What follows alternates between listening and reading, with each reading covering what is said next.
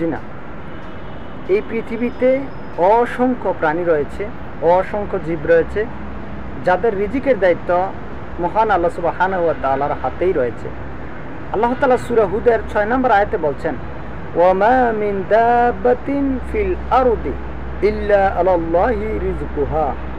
এই পৃথিবীতে এমন কোনো বিচারণশীল জীব নাই যাদের রিজিকের দায়িত্ব আমার হাতে নেই, আমি আল্লাহর হাতে নেই, এমন কোনো বিচারণশীল জীব পৃথিবীতে নেই।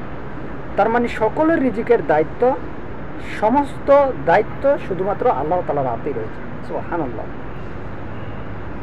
আমরা তো আমাদের যেই খাদ্যগুলি রয়েছে সেগুলোকে আমরা অনেক সময় মজুদ রাখি, একদিনের জন্য, একদিনের বা এক সপ্তাহের খাদ্য আমরা আমাদের গোডাউনে বা আমাদের ঘরে, আমাদের নির্দিষ্ট একটি জায়গাতে আমরা মজুদ রাখি। এক সপ্তাহের জন্য অথবা এক মাসের অথবা এক বছরের চাউলও আমরা রেখে দিই বা আমাদের অন্যান্য খাবারগুলি রেখে দিই।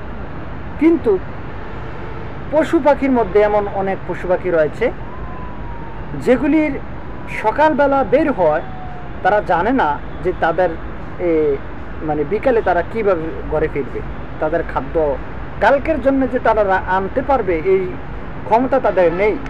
তো তারা যখন ঘর থেকে বের হয়, খালি পেটে বের হয়, ঘরে ফিরে ভরা পেট নিয়ে ঘরে ফিরে, এভাবে প্রতিদিন তাদের চলে যাচ্ছে। সুবহানাল্লাহ। তাহলে প্রশংসা হবে কার? আল্লাহ সুবহানাহু ওয়া তাআলার। এই জন্য আমাদেরকে পড়তে হয় আলহামদুলিল্লাহি রাব্বিল আলামিন। সমস্ত প্রশংসা শুধুমাত্র মহান স্রষ্টা সৃষ্টিকর্তা আল্লাহ সুবহানাহু ওয়া তাআলার জন্য, যিনি বিশ্বজগতের রব। এই হচ্ছে রবের পরিচয়।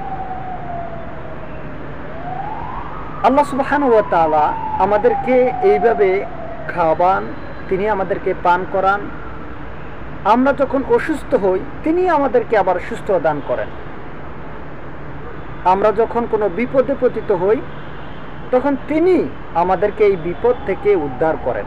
পৃথিবীর কেউ নেই আমাদেরকে এই বিপদ থেকে উদ্ধার করার, কেউ নেই। আল্লাহ যদি চান যে কোনো একটি জায়গার মধ্যে আমাদেরকে কোনো একটি বিপদের সম্মুখীন করবেন, সেখান থেকে আল্লাহ ব্যতীত কারো পক্ষেই সম্ভব নয় সেখান থেকে উদ্ধার করা।